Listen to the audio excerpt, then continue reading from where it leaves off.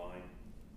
We pray that you'll be with Hazel and help her to continue to get better, and all the others who are not usually with us on our Bible classes. Thank you for everything. Please be with you today.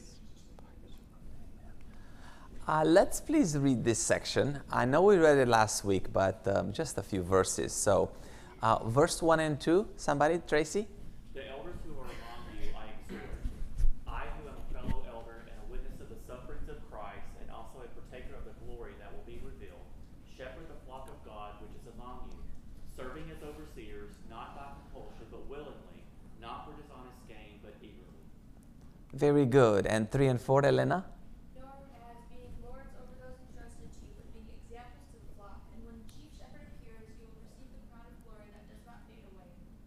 Very well. So, real brief review of what we covered last week. I'm not going to spend a lot of time because I don't want to be very repetitive. This study is already very slow. This is the one passage per study, Bible study. If you're interested for one book per study, you have to come on Wednesday. That's like in really fast. Exactly. So we were talking last week that the pattern for congregational government for the leadership in the church is a plurality of elders in each church. So many churches today, there are no elders. So for instance, in our church, we don't have elders. And really it's because we don't have enough qualified people to be able to step up. And it's really sad because there's many churches that don't have elders in place because either people are not qualified or people they just don't want to be in that role. But really, the goal is to have elders, and always it's a plurality. So last week also we saw that the terms elder, bishop, pastor, presbyter, so they are descriptive terms emphasizing different aspects of the same job. So in the world, in other denominations, they call themselves pastor and they make a difference between what that is and what a bishop is. But really in the Bible, elder, pastor, shepherd, bishop is the same. It refers to the same office in the church. And we read on this a little bit last week. So we saw last week that the office or the position of a bishop or an elder is not a legislative position. You're not there to just make laws or really, your role is just that you serving God by serving others. So they say that the best type of leadership is a servant leader, and there's no better application of that in the Lord's church. If you want to be a great leader, you're going to be a servant. It is written that Jesus said about himself, right, that I am among you as the one who serves. And he was the greatest leader that mankind has ever seen, certainly. And he was the one that served. Therefore, that leads us to think that if you want to be a great leader, you have to be a great servant. Very good. So Peter here is encouraging elders to not be elder by compulsion. What does that mean? That means don't be an elder by force. Don't do it unwillingly. But you have to be able to be an elder voluntarily. You need to be willing to be an elder. I know somebody, he used to be an elder. He's a great person, brother in Christ, a great soul. And he's qualified to be an elder. He's not in this church. He's in a different church. But he just doesn't want to. He just does not want to. And if you don't want to be an elder, you cannot be an elder. You can't be just because people around you want you to be an elder. And actually, he's got a good excuse, if I may call it, or reason. He was an elder for a small period of time. And he could not put his feelings aside. It would just eat him up. Every single problem that would come to him, it would just tear him apart. And he said, I really tried. I just cannot dissociate myself, to put my feelings aside. And for that reason, he finds himself not qualified and he doesn't want to be an elder. Sir? One of our elders up in Washington Yes. stepped down because he said, my blood pressure is going through the roof because I just can't do it. Yeah. Yeah, because then you're gonna have a heart attack. It's worse. So to some extent, certainly we cannot judge people. If they don't feel comfortable, if they feel they're not the right person, then they're not the right person, and we shouldn't just pester them. So we also read some passages last week, and this is kind of where we stopped when we talked about some shepherds that were shepherding the flock for gain, because they'll get something out of it. And obviously, this is not elders should not serve for any kind of personal gain. But I'm not going to read that again. We read it last week. So also verse 3 says, not as being lords over those entrusted to you, but being examples to the flock.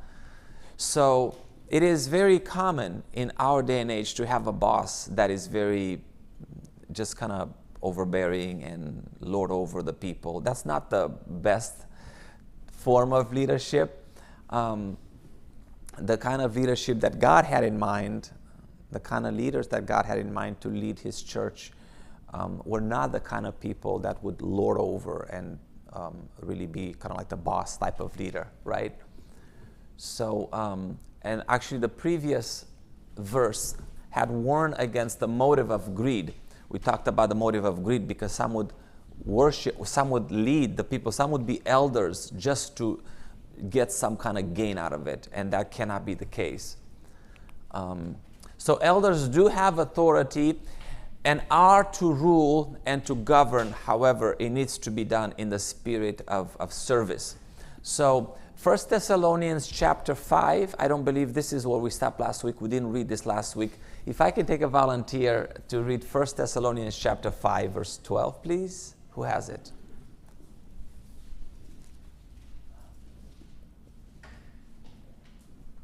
Lisa? And we urge you, brethren, to recognize those who labor among you and are over you in the Lord and admonish you. Yeah, just 12.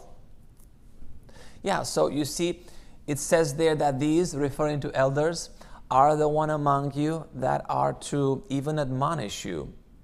I mean, the role of a leader, it takes a lot of tact. It takes a lot of wisdom when you approach an issue or any problem that exists.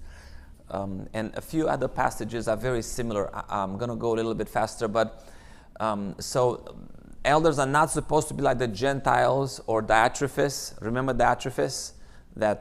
Was seeing who should be in the church, and he was kind of the boss of that church, who rule arbitrarily, arrogantly, selfishly, even with excessive force. That's not, the Lord's church cannot be run with any type of force. People don't respond well to that kind of leadership, and it could really tear a church apart very, very fast if the eldership is not that kind of servient type, with that servient type spirit. So verse 3 says, those entrusted to you. So it includes the idea that there's a group of people that are entrusted to a specific eldership. It's very limited. So, and obviously refers to the local congregation, right? The portion of people that is in a local group. So an elder or a bishop does not have jurisdiction over another church in another city or even from the other side of town. Very good. So elders are responsible for those who are in their care and will be held accountable for how they serve as stewards. Maybe this is one of the reasons why some prefer to say, I don't want to be an elder because I don't want to be held responsible. And it is a responsibility. You think when you go before God on the judgment day, God is going to judge you, what kind of person you've been. But imagine being held accountable for for the way that you led, really, for the way that you took that. So you took in another job, right? And then you're going to be judged for that too. It's it could be nerve-wracking to know that you're going to have another layer of judgment for something you chose to do. It's kind of like at work, Can I do this project? I want to do this project, but then you're going to be judged for it, right? It's like, okay, no, thank you. I don't want to be overly judged. So, and of course, how they're supposed to lead is by being examples to the flock. So examples being models that others should copy. And Paul urged others to imitate his example. And we have several passages to where he says, imitate my example as I imitate Christ. Elders are supposed to do the same. If you're going to be an elder, really, no words, just watch me. People are supposed to watch you and see Christ in you. That's what it means when you lead by example, right? That's one of those things that we fall kind of into a trap too. We look at the elders, we look at the minister. Yeah. They're to be our example, but we're all to be examples. Right. I look at my son here, older son. I got two younger sons. Uh-huh. I want for him to do well in life, but I also want him to be a very good example for the two little boys who are going to grow up in his shadow. And none of us understands the true responsibility each of us has as being an example to someone else. Yeah. When Jesus says you are the light of the world, Yeah. he wasn't talking to ministers, he wasn't talking to elders, he was talking about Everybody, Christians. right. Those who are going to be a disciple of Christ. And whether you can be an elder or not, we should all aspire to have all the attributes Right. that faithful men have always Right. had in the past. Right. Right. Just a thought. Yeah, that's a great comment. It's a lot like how parents were supposed to be, right, for our children. I mean, you could be the best dad in the world, but if your kids can watch you and see, somebody they could model for Christ, it's going to be very hard for them to understand. Really, it's going to be very confusing. So, like, this is what dad is doing, and I'm supposed to do that. Dad says, "Don't smoke, son," and the father is going to smoke. I mean, the kid is going to be very confused. And that's in everything, not just, you have to practice what you preach. And that is really effective leadership. So, certainly they should not abuse authority, but be good example. They do not negate authority. Certainly when it comes to authority, that the parents and there's different layers of authority that God assigns, and they are to embrace those. So I wanted, for the time that we have remaining, actually to go a little bit deeper, because since we're talking about eldership and qualifications for elders, really, I would like to transition a little bit and spend a little bit of time in 1 Timothy chapter 3 and then in Titus chapter 1, as these are parallel passages, as they give us a better understanding of what kind of man God is looking as to be a leader for his people. So let us read this section, please, from verse 1 through 7. Who wants to read it? Sir, you want to read it?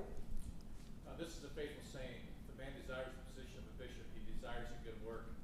A bishop then must be blameless, the husband of one wife, temperate, sober-minded, of good behavior, hospitable, able to teach, not given to wine, not violent, not greedy for money, but gentle, not quarrelsome, not covetous, one who rules his own house well, having his children in submission with all reverence. For if a man does not know how to rule his own house, how will he take care of the church of God? Not a novice, lest being puffed up with pride he fall into the same condemnation as the devil. Moreover, he must have a good testimony among those who are outside, lest he fall under reproach and the snare of the devil. This is quite a list here. But Tracy, do you want to read, sir, also it's a parallel passage in Titus. You want to read this section? If a man is blameless, the husband of one wife, having faithful children, not accused of dissipation or insubordination. For a bishop must be blameless as a steward of God, not self-willed, not quick-tempered, not given to wine, not violent, not greedy for money, but hospitable, a lover of what is good, sober-minded, just, holy, self-controlled, holding fast the faithful word as he has been taught, that he may be able, by sound doctrine, both to exhort and convict those who contradict. I'm thankful that we have here in the scriptures the qualifications, right? These are not our qualifications. People take this list and they try to water it down, but God made it very clear what the qualification should be. Chapter 1, verse 1 says, this is a faithful saying, if any man desires the position of a bishop, desires a good thing. So it needs to be a devout man. So this is not the desire to possess authority according to self-will, but is the desire to serve God and serve the brethren. We mentioned earlier about somebody that have to have the desire. You have to want the job. If you don't want the job, that's the first qualifier. Okay, if you don't want the job, you shouldn't have that position, right? So the objective of his work is the glory of God and the salvation of souls. That is the chief goal of a person, right? You're going to serve God, and I want to save souls of people around. And how you do it matters a lot, because some leaders out there, some bosses out there, they are not the best leaders. They've probably been tossed in that role, and then they think that leading people is just bossing people around, telling people what to do. That's not very effective. People don't like to be told what to do. I've been in corporate America for 20 years and in various leadership roles, supervisor, manager, director. And if I learn one thing, is people don't like to be told what to do. And it takes a lot of tact to really get them to do what they need to do, thinking it's their idea. It can be done. It can be done. And it can be done in all acts of ways of life even. I know me and my wife, we have this joke. My wife knows that she can get me to do anything she wants, but she needs to make sure that he twist it somehow, spin it somehow, make it be like it's my idea. And then piece of cake. Sure, we'll do it. Whatever. So you see, even women have a tremendous role if they have tact, if they have wisdom, to really make any decisions that is like in that old movie. You know, they say about that the man is the head of the family, but the woman is the neck.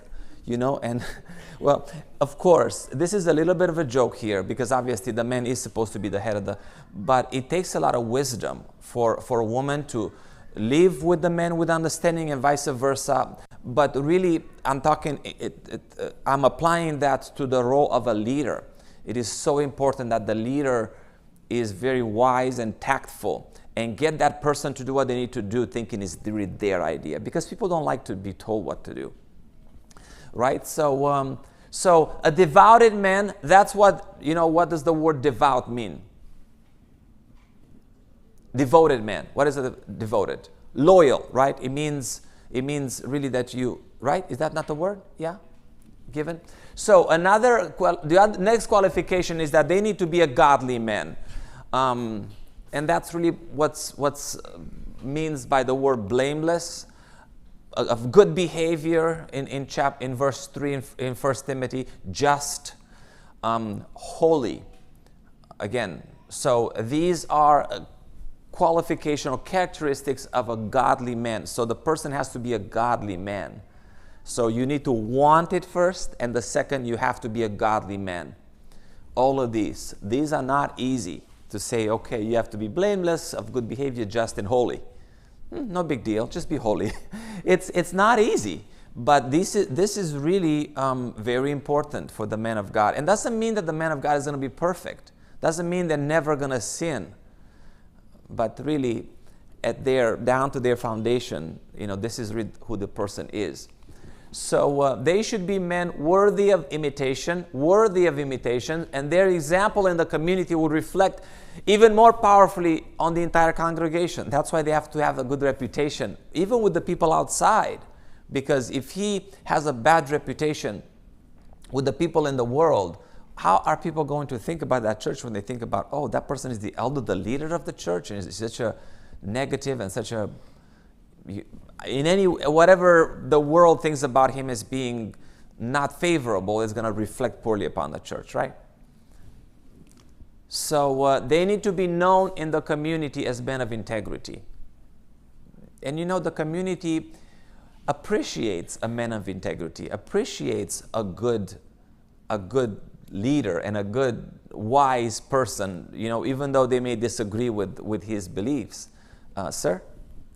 Well, it's kind of funny because when you look at these things, there was a time in society that, even at my age, I'm Yeah. not that old, but I am old enough to know that in a small town, you don't get out a whole lot, but it's kind of small.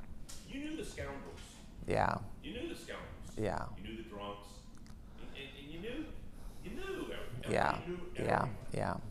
Nowadays, it's so spread out, it's a little bit more difficult, but you still have to have that good rapport. Yeah. You gotta be a good person where people can't look at you and go, I don't know if I Yeah. work with Yeah. them. Yeah. Yeah. People that, want to hire us as a captain. Well, we're a Christian, building Yeah. care. Are you honest? Yeah, exactly. Just because you throw name Christian out there doesn't Yeah. mean Yeah. anything. It's Yeah. your actions. How are you going to deal with Absolutely. people's subs and stuff like that? And an elder is just another man doing the work for God and helping protect, Yeah. serve, and teach a Yeah. congregation. Yeah. And that's one of the reasons why I find it interesting, because Timothy actually, I think, established one of the first bishops, Yeah. in Ephesus. Yeah. 65 years after The start of church. Yeah. the church established? It takes time Yeah. to be able to be that kind of Right. person. Right. Act to teach and, Right. an older. Yeah. older Yeah. individual. Yeah. So, Yeah. rushing into it, like you said, is more dangerous Yeah. than, Yeah. not having Yeah. it. That's. What's that? You can defeat your objective. Yes. Exactly. Exactly. Have a bad Exactly. Exactly. So, a godly man. The next is that he should be a peaceful man. So, he is to be a man of self-control, not quick-tempered. We see in we saw in verse 78. He is not to be contentious. And it's not easy sometimes, but you can be not contentious. I was with my wife yesterday in Costco, and there was a man, a woman. It looks like it was a husband and a wife, just bickering at each other. It's like, honey, wow, this is just, I couldn't believe it. It's like, no, you cannot get that. Oh, you can put this in your own refrigerator. I'm not gonna eat that. Oh, you're gonna eat that. And it made me think about, boy, so argumentative. And I feel this close to say, guys, just relax. But can you imagine to be contentious like that? Every little thing you pick on, and you're just gonna make a big mountain out of any little thing. Like we say in my Romanian culture, you're gonna burn the comforter for one flea. Don't do that. Just pick your battles. Don't just gonna be contentious on arguments. It doesn't lead to a good relationship. I cannot even imagine those people being what kind of family life they had. If they argue in the store like that, miserable. It's like some people like that. If they not some kind of fighting is not, they don't feel right. But it's just not supposed to be like that. Certainly not with elders. So not to be contentious, and he is not supposed to be self-willed. It's not about your will. Oftentimes, being contentious has to do with having it my way. But if you yield that and it's not about you, you can just let it go, and it's okay. It's okay. Just observe it, accept it as it is. Look, as somebody says, accept the easiness. It's just what it is. Accept it. It's nothing you can do about it. And even if you let it bother you, raise your blood pressure, well, what have you accomplished? Maybe a small heart attack. It's not going to be worth it. I don't know about worth it, if it's worth it or not. I don't believe it's worth it. It can affect you because certainly it's important, but you can if you can remove yourself from it and it's not about you. I think you can deal better with the emotions like that if you don't make it about you. So a peaceful man, they often have to mediate a situation where people are involved in sin to kind of be that mediator, and staying peaceful and calm. It's certainly essential to an effective leadership. They say that a good leader, the only thing a leader does is just calm the waters. Whatever tension it is, a leader comes in the room, temperature drops, blood pressure drops, right? That's what a leader is supposed to do. Has to have that ability, that tact to take the temperature down, to just remove that negativity and the argumentativeness of any situation, and just bring the people to see it without emotions, because emotions come in and then people can think straight. Sir? Yeah, and sometimes it doesn't even always involve sin. Like you take Paul and John Mark's Yeah. conflict. Yeah. And Barnabas steps in and says, look, I'll take John Mark, we'll go this Yeah, way. yeah. You take Timothy, you go that way. And later on in life, they're all Yes. in a happy family. Yeah. And sometimes you just have to step away. Yeah. And mediating situations can be Yeah.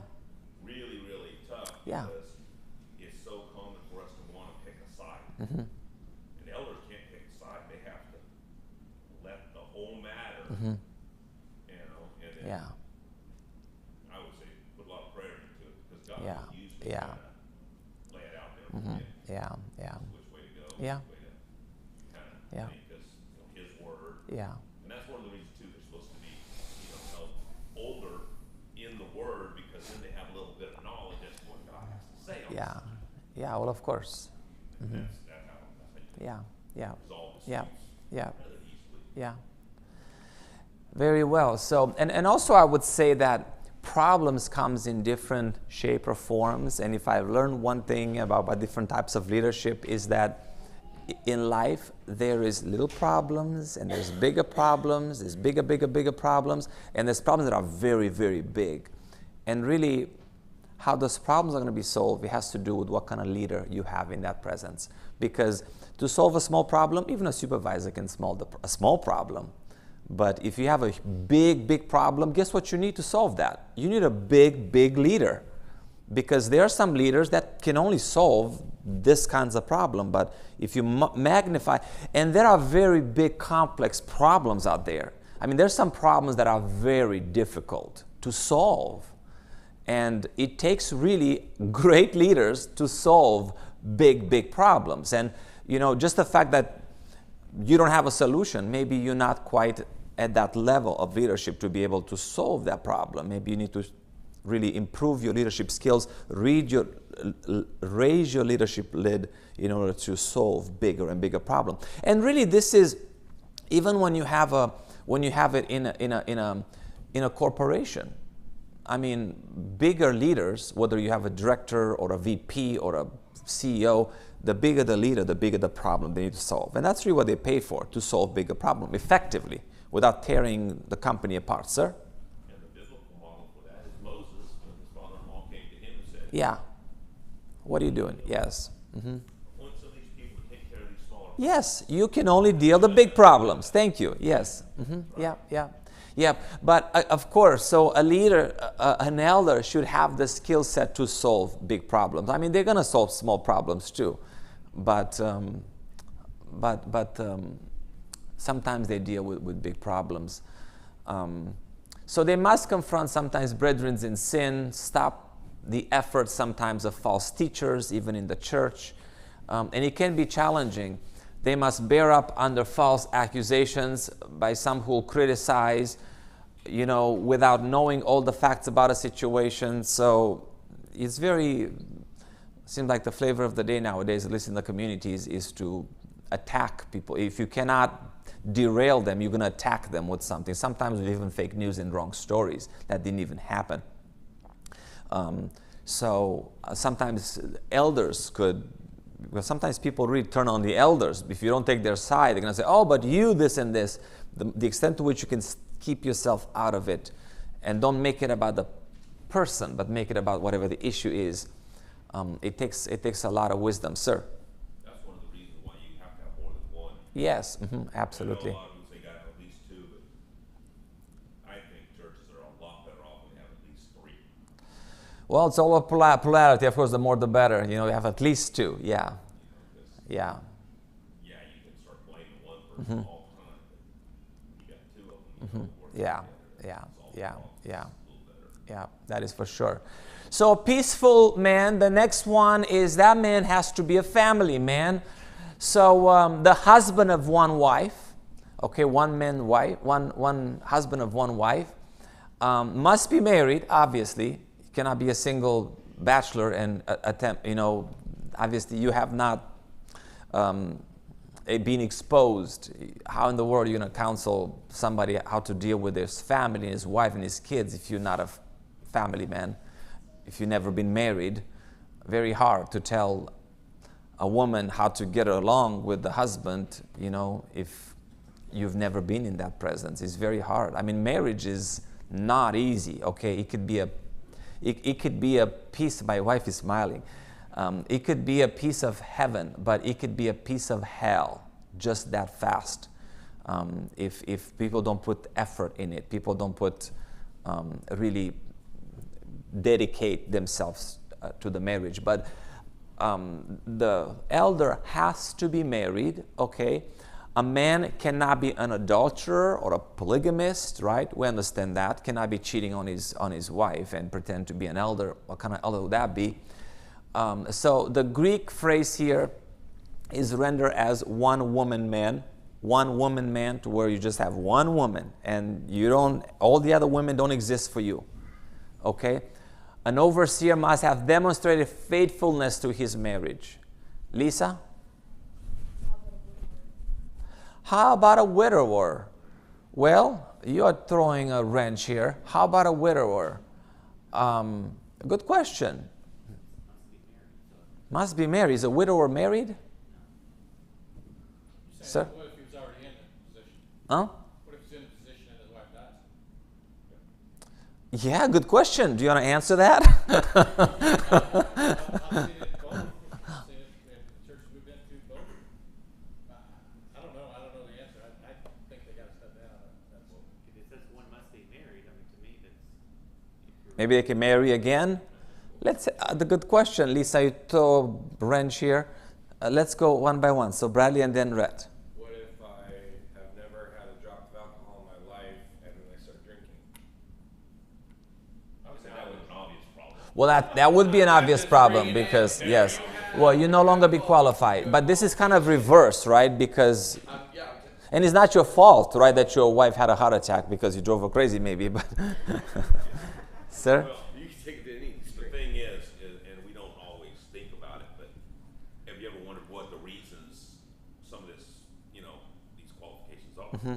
When you talk about a husband of one wife, you have a wife, there are going to be opportunities for problems to arise if you don't have your wife with you when a problem comes to you. Mm-hmm. Right. A woman could accuse a man of taking advantage of her if his wife wasn't there. So I think definitely right about stepping down. And if your pride is so great that you can't step down from being an elder when your wife dies, Yeah. you probably shouldn't have been in the first place. Yeah. But the whole idea is, yeah, you probably could get remarried. Mm-hmm. I mean, the thing is you've done everything to be in the right position Mm-hmm. in the right place. But once your spouse, your wife dies, you're pretty much no longer the husband of one wife. Mm-hmm. Yeah, that's absolutely. Lisa? I didn't bring it up because I wondered. Yeah. I brought it up because I wanted to draw attention to the fact that a qualified man can lose his qualification. So by losing his wife, he loses his qualification. I've known elders that children fell away, they lost their qualification, they stepped down. Maybe they get married, and your wife does have something to do with your qualifications. If she's nasty and contentious and whatever, I mean, she can disqualify you. So, we know of a man who lost his wife, he was an elder, he married another woman, she was not a good woman. Did he remain qualified? Probably not. So I only bring that up to say that, you can be qualified and lose that qualification. Yeah. In a number of ways. Yeah. No, so obviously I appreciate that. It looks like we're all on the same tune here because we are our mind is trained to really be driven by what's written. What's written is that you have to be the husband and one wife. Obviously, if your wife dies. And really think about it. It's not easy for a man to be alone, right? So it's much easier. I've been married, and then before I was not married. And I'll tell you, it's much easier when you are married. It's just you have the wife as a helper, and it makes things much easier, ma'am. I can't remember where the verse is, but I know it talks about like when you're a widow, it's better to marry within Christ. Wait, right? Yeah. So I just think that's interesting that once Yeah. you've lost your spouse, it says you should marry within Christ. I just wish there was some Yeah. information, probably if you start off Mhm. first marriage. Yeah, yeah, Too. yeah, But yeah, it yeah, doesn't say yeah, that exactly, anywhere, exactly. you know? Well, it does say that. It says you're not supposed to be unequally yoked with unbelievers, which what's better better application than, sir? So the husband of one wife at a time? Had a what? At a time?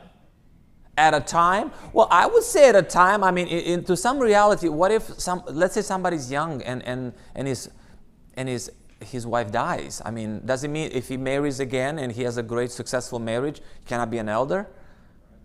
Of course he can. Children die, he no longer has children. Well, let's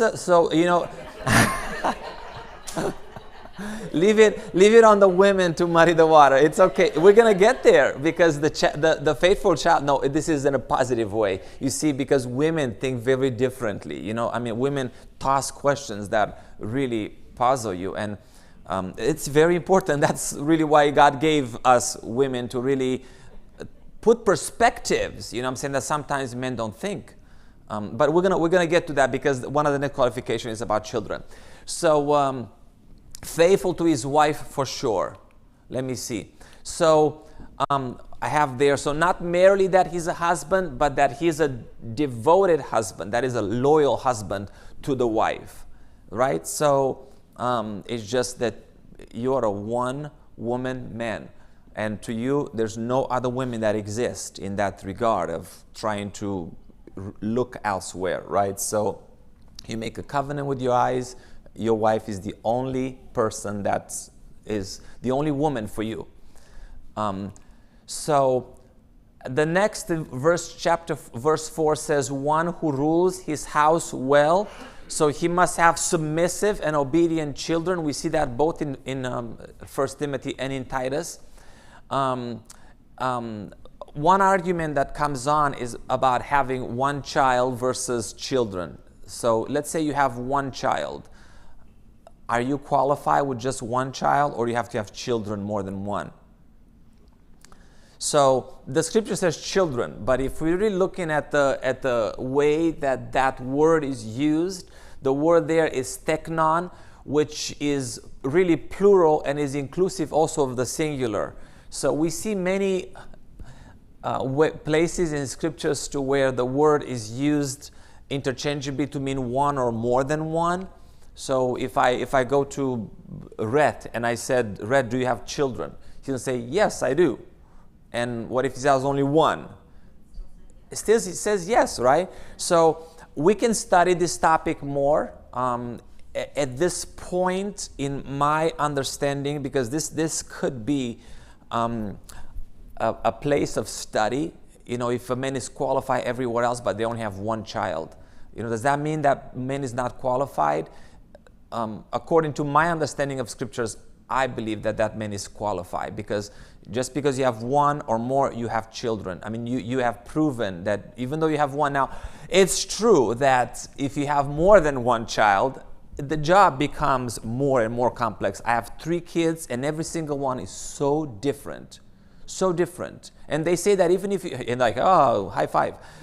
You know, even if you have more than 3, it becomes even more complex. And the father and the mother have to be even wiser to really know how to deal. Some of my kids are much more softer, easier to deal with. When I was growing up, they know who I'm talking about. One of my kid, Ava, growing up, you know, I would look, if she did something wrong, I would look at her funny and she'd start crying. That's her? That's right. She's like, what? I mean, how can you can even spank her. I don't think I've ever spanked Ava because, you know, she's already broken. You know, I don't have to broke. Yeah. but some of my other kids, and I won't name, okay, is like, boy, you have to really spank and spank and spank and spank, and they just don't get it.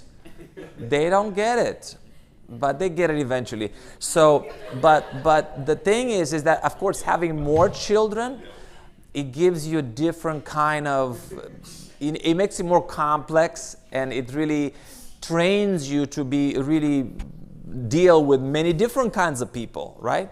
Rhett? So let me pose this question here, okay? Because it says in verse 6, of course, having faithful children.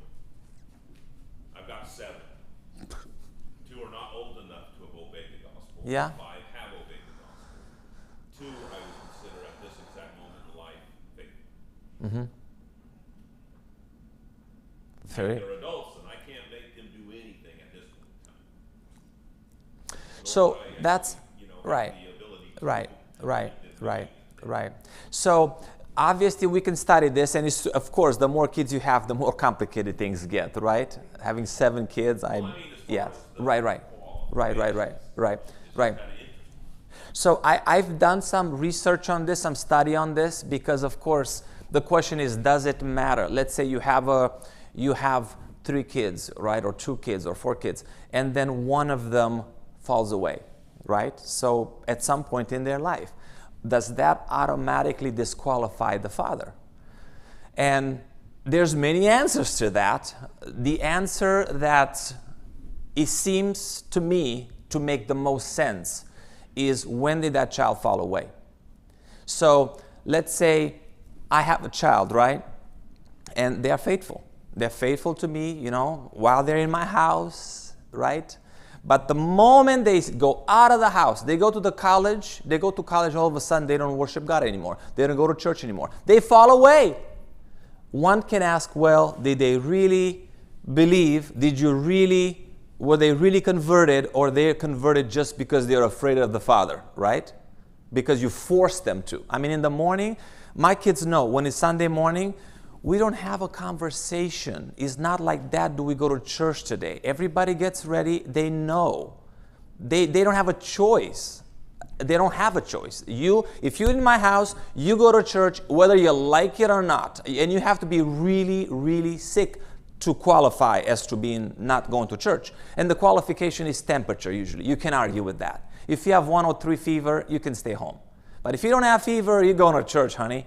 Okay? But then the person now no longer lives under your roof. They go to college. All of a sudden now they have their free will. And now they say, I'm not going to worship God. Now, that's one scenario versus a scenario to where that child went to college, stayed faithful. Years later, they still faithful. And then years later, something happens and they fell away, right? That is a different scenario from me, as opposed to somebody falling away as soon as they are out of the power of the parents. Sir? So last week or week before last, you taught a lesson, and it had to do with the prodigal son. Mm-hmm. And the father is God. Yeah. Yeah. One son, prior to even leaving the house, has already turned his back on the father. Yeah. Does that make God, the father, responsible for that son? He waited with open arms, and when he came back, he was overjoyed, obviously. Yeah. But he raised both sons exactly the same way. And it's almost kind of interesting how when the one son comes back, the other son gets quite bitter. Yeah. Yeah. So, I mean, we can't make other people do things. And like raising my children, I did not. You know how I am with Yeah. that? Yeah. You need to wait to get baptized till you really understand what it Right. is. Right. All the other kids, definitely the older, they want to be baptized. And it's kind of interesting because had they not been baptized, they would not be considered unfaithful to me. Just not faithful. I mean, yet is there a difference? And boy, talk about elders and things like that. It's really difficult. But I think that a man who is wanting or desiring to be an elder, and in that situation, if members of the congregation came and said, you have children that don't believe, you probably would have to step down because it's going to be a very hard work for that. Right. You know, and I've never been one that's jumped into a position that said, you know what, let's see how hard we can make this. Right. It's true. Because, if you apply that standard, nobody is going to be qualified. I mean, everything, talk about hospitality. We're going to talk a little bit later. There's so many other things. Nobody's perfect. You're never going to have elders if you're so strict about it. However, when it comes to the children, and I've heard all the various all the various scenarios, to me, if I was looking to be an elder and if my child went to college and she lost her faith, I would say, you know what? I was very successful of forcing her to go to church. But then when she had her own free will, if she doesn't stay in the faith, I fully hold faith that she's not going to let me down. They are not going to let me down. Because if not, I'm going to drag her back and I'm going to cut all of her. I'm going to say no more tuition for you. Florida College, bad. Just kidding. Okay, no. Right. No, our time is up. I appreciate your time. Let's continue next Sunday. Okay, thank you.